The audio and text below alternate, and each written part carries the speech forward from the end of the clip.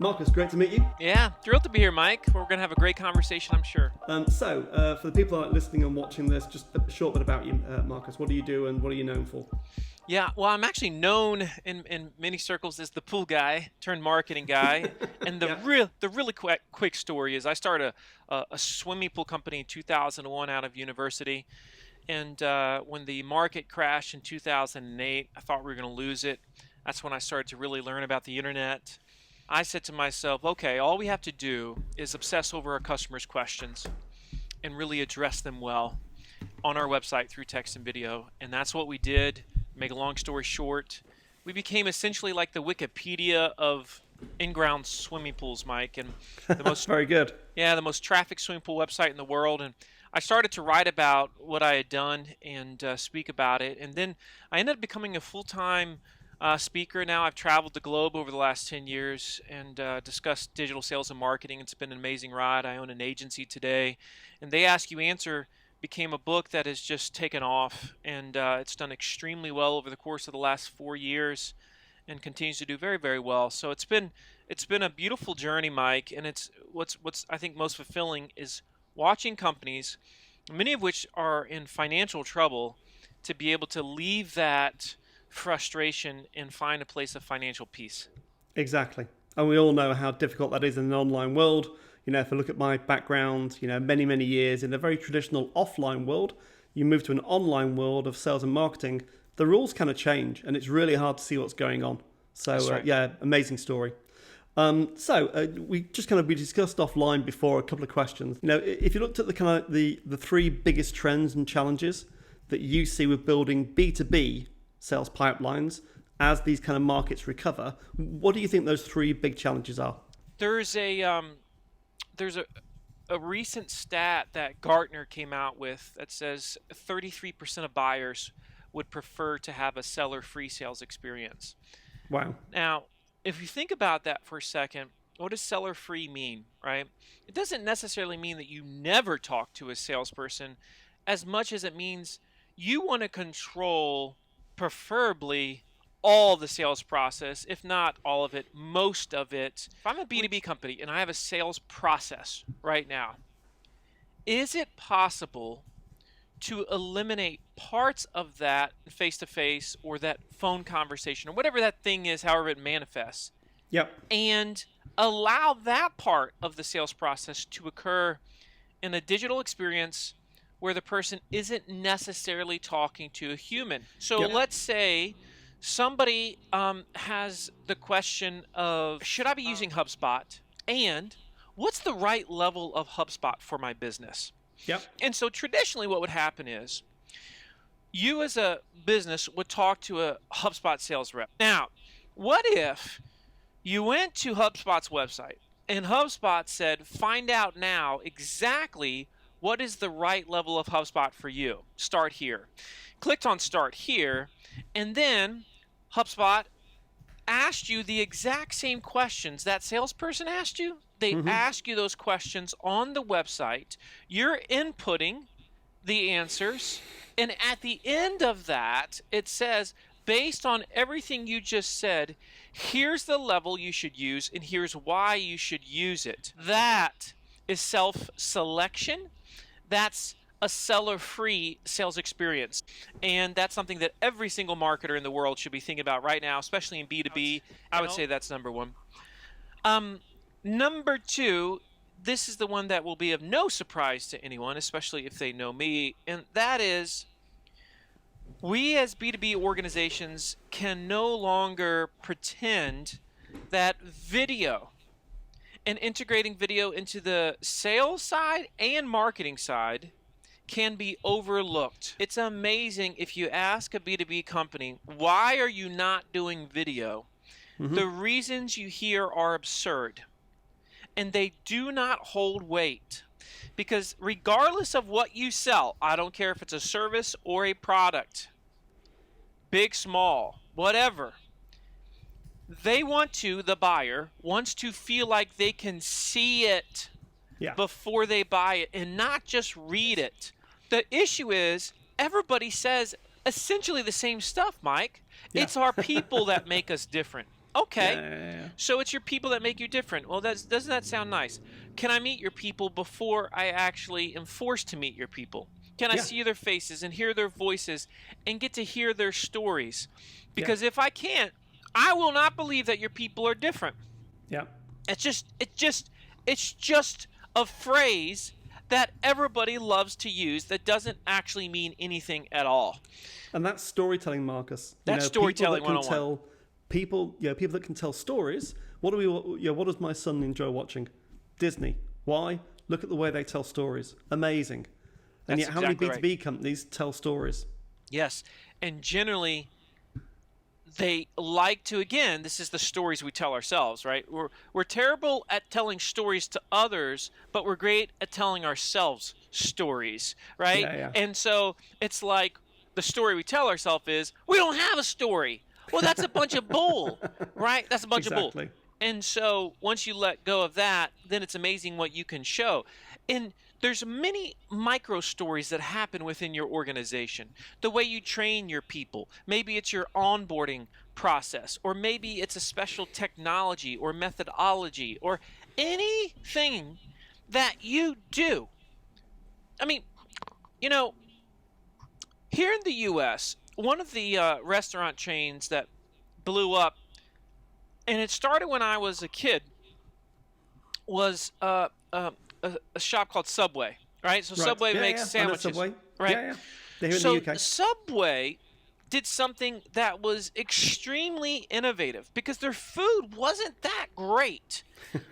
What they did that was so innovative, and you're going to say this is ridiculous, Marcus, is they made the sandwich in front of you. And when they made it in front of you, you suddenly felt like you could see it, Yeah. you were more in charge of it, you could believe it. And that was a better experience. Yeah. And it's no coincidence that now, of course, you don't see it as much in pandemics, but generally when we're not in pandemics, you see more of an open kitchen concept happening in restaurants all over the world.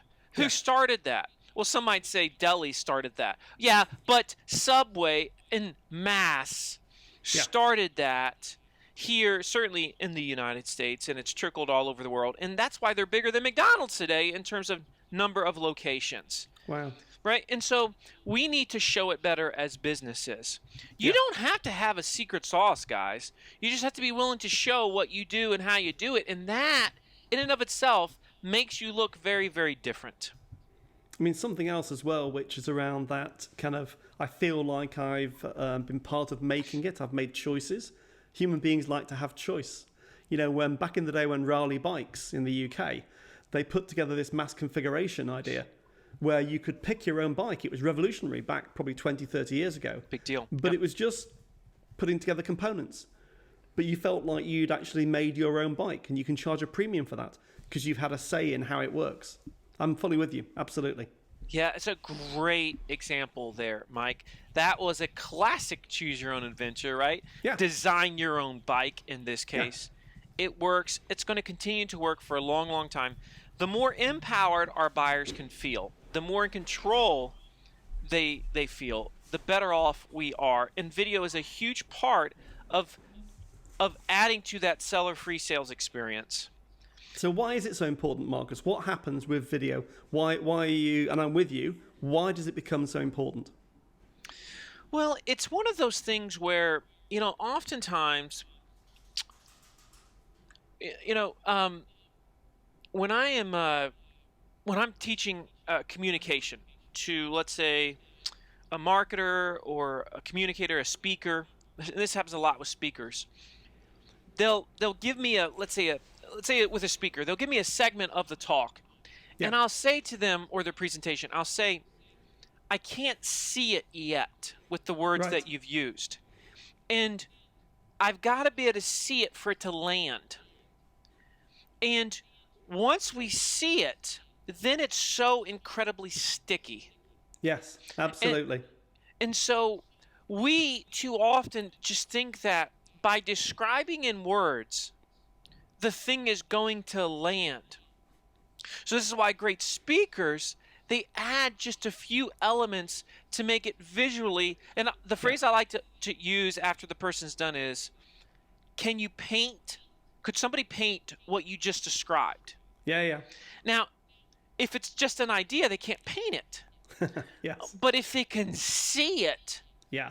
they can paint it, it means it's stuck, right? Yep. So the same thing applies to the things that we sell.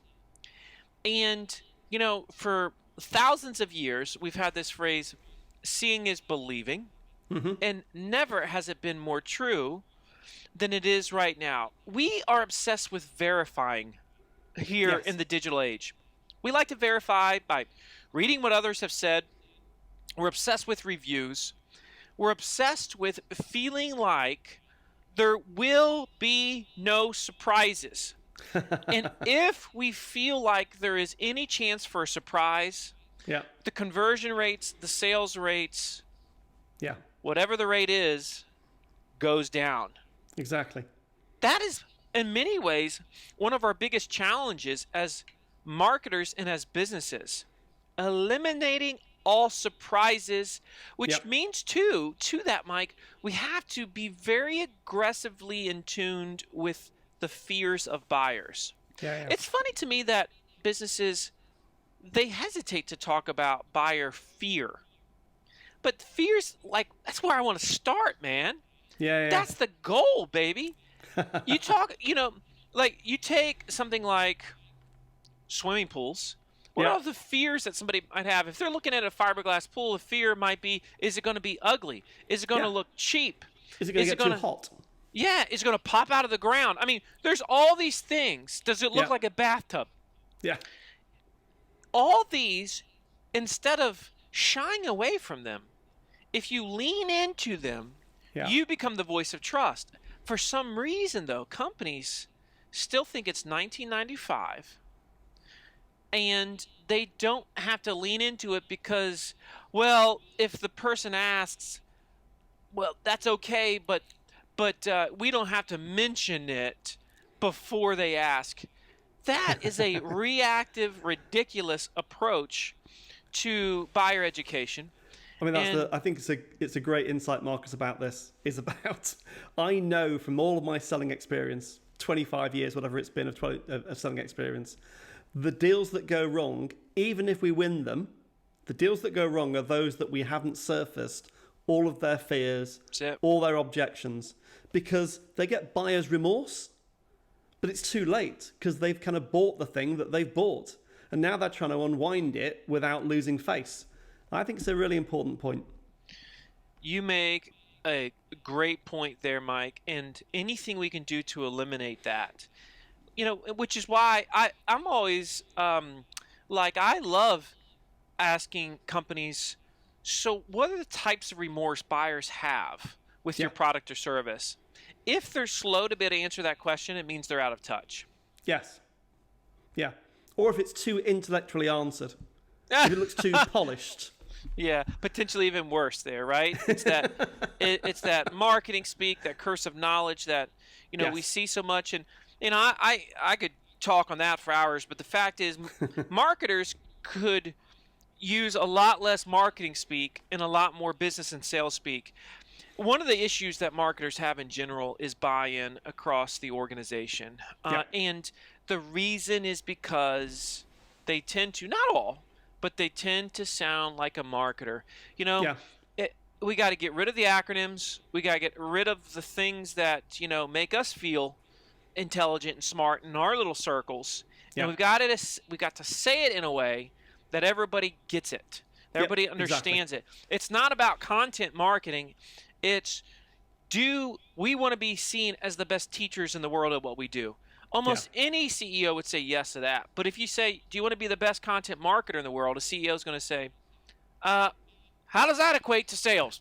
Exactly. That's right. So what's the third biggest challenge you think that B2B organizations are going to face in the next kind of 12 months? I think the third biggest challenge is a sales and marketing dilemma. It's aligned with what we've talked about. Once again, the other two feed it. And that is the shift to digital selling that is happening right now is so very, very real. And when I Yeah. say digital selling, we could go on and on about this, but let me just give you one let me give you one example. Most sales teams, just many sales organizations assumed their salespeople would just be able to be good on camera and just be able to remotely sell. Newsflash. Unless the person has some guidance and training, there's a very good chance that they're going to fall way short on this in this area right here, right? And so that's a problem. And so this is something that, one-to-one video is another component to this. We're doing way more just one-to-one personalized videos on an individual account-based level, especially from a B2B perspective. These are the things that we need to start doing a lot more. So whether it's remote sales calls, one-to-one video, or just any of the more, let's call it, digital tools that salespeople could be using, and marketers. This is a major challenge. Most were not prepared for, 90+% were not prepared for COVID at all. I mean, who really was? But at least in terms of saying, oh my gosh, I can't meet face-to-face anymore, like in person. We've got to do this remotely. We've got to now do all these things that my sales team has been pushing back on for the last 5 years because, it's funny. This was a huge piece of humble pie for a lot of sales organizations, Mike, that, instead of being resistant like they were for many years, saying, this whole video's not my thing. Well, guess what? The buyer doesn't really care about your opinions, and the quicker we let go of our opinions and lean into what buyers want, the more successful we're going to be. That's just reality, right? And what's your view, Marcus, on, so we've got a couple of minutes left, and then we'll wrap up. What's your view on the need for more preparation? When you're doing a video sales type call and you're in a sales process virtually, what's the need for more preparation than less? Yeah, so when the key to this is knowing how to create flow of conversation in a remote/video setting. This is the struggle.